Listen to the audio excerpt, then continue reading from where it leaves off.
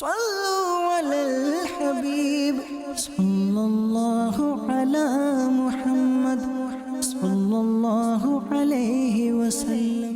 کثیر گناہ ایسے ہیں کہ جن کا نقصان دوسروں کو بھی پہنچتا ہے۔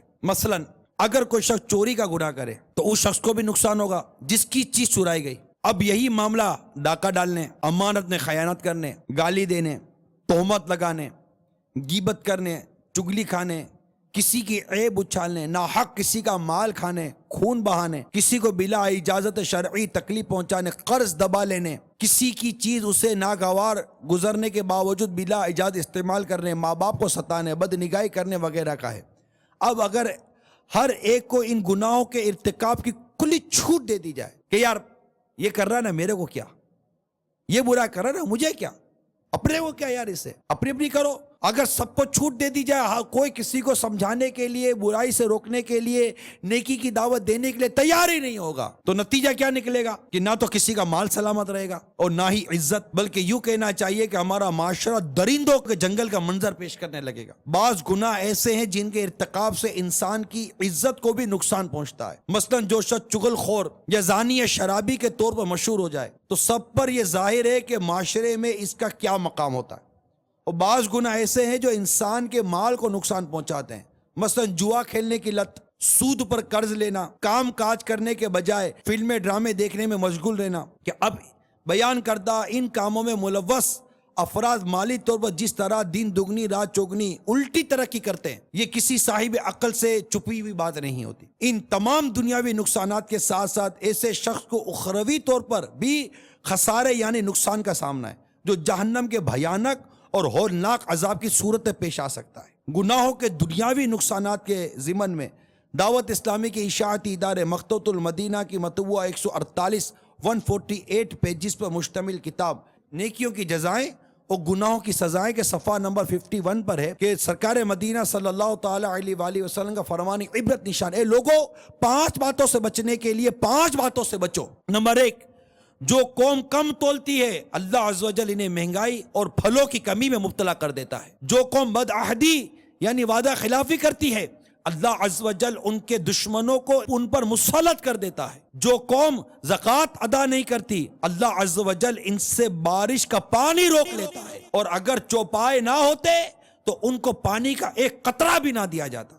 جس قوم میں فحاشی اور بے حیائی پھیل جاتی ہے اللہ تبارک و تعالیٰ ان کو طاعون کے مرض میں مبتلا کر دیتا ہے، اور جو قوم قرآن پاک کے بغیر فیصلہ کرتی ہے اللہ عز و جل ان کو زیادتی یعنی غلط فیصلے کا مزہ چکھاتا ہے اور انہیں ایک دوسرے کے ڈر میں مبتلا کر دیتا ہے۔ افسوس، 100 کروڑ افسوس، آج کل مسلمانوں میں نیکیوں کا ذہن بہت کم ہو گیا ہے، بس ہر طرف گناہوں کا دور دورہ ہے، نیکی کی دعوت کی طرف بھی کوئی خاص رغبت نہیں رہی۔ آپ نے بھی یہ 5 نقصانات جو دنیاوی نقصانات تھے کہ یہ کرو گے تو یہ ہو جائے گا، یہ کرو گے تو آج ہم کہتے ہیں یار کیا ہو گیا، میں کہتا بھائی غور کرو یہ ہو گیا ہے۔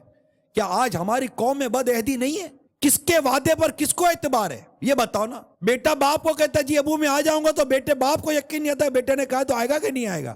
باپ بیٹے کو کہے بیٹا میں کر دوں گا تو بیٹا بھی بولتا ہے کہ پتہ نہیں باپ کرے گا کہ نہیں کرے گا۔ نہ سیٹ کو نوکر پر اعتبار ہے، نہ نوکر کو سیٹ پر اعتبار ہے، نہ شوہر کو بیوی پر، نہ بیوی کو شوہر پر اعتبار رہا۔ اس قدر بد عہدی، وعدہ خلافی اور مس کمٹمنٹ کا دور ہے۔ ایون کے پروڈکشن کے اندر بھی کس قدر بد دیانتی ہے، کس قدر مس کمٹمنٹ ہے۔ جو بات کی جاتی ہے وہ دیتے کتنے ہیں، جو کہا جائے وہ کرتا کتنے ہیں۔ سب کچھ ہم جانتے ہوئے، مانتے ہوئے، پہچانتے ہوئے اس قدر بد عہدی میں مبتلا ہیں، اس قدر وعدہ خلافی میں مبتلا ہیں، اور اس کی سزا یہ ہے کہ اللہ تبارک و تعالی ان کے دشمنوں کو ان پر مسلط کر دیتا ہے۔ اور ہے کیا، آج ہم غور کرتے ہیں یار کیا ہو رہا ہمارے معاشرے کے اندر، ہمارے ملک کا، یہ مسلمان قوم کا کیا بنے گا، یہ کیوں مطلب کہ کفاروں کے نرغے میں آ رہے ہیں، کیوں کفار مسلط ہو رہے ہیں۔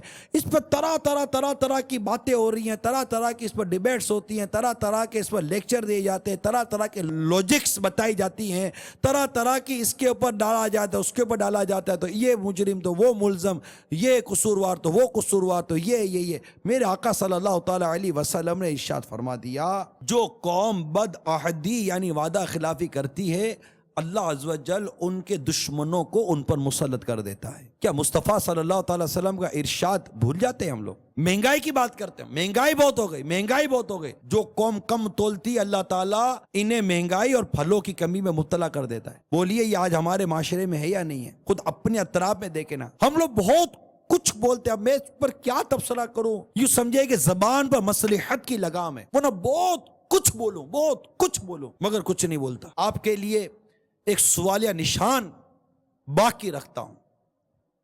اے قوم، او نیشن، اے اسلامی بھائیوں، اے میرے معاشرے میں جینے والے لوگوں، جو قوم کم تولتی ہے اللہ تعالیٰ انہیں مہنگائی اور پھلوں کی کمی میں مبتلا کر دیتا ہے۔ یہ کم تولنے کی عادت نے قوم کو مہنگائی میں مبتلا کر دیا۔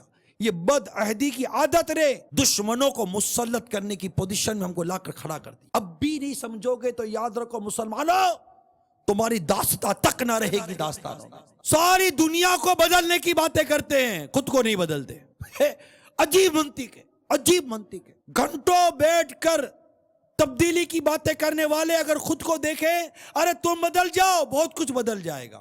ہم بدل جائیں، ہم ہی تو نہیں بدلتے۔ ہمارے پاس باتیں ہیں، باتیں، تبصرے ہیں، تبصرے، ڈیبیٹس ہیں، ڈیبیٹس، ورکشاپس لگاتے ہیں۔ نہیں نظر تو آقا صلی اللہ تعالی علیہ وسلم کے ارشادات پر نظر نہیں ڈالتے۔ صلوا علی الحبیب صلی اللہ علی محمد صلی اللہ علیہ وسلم۔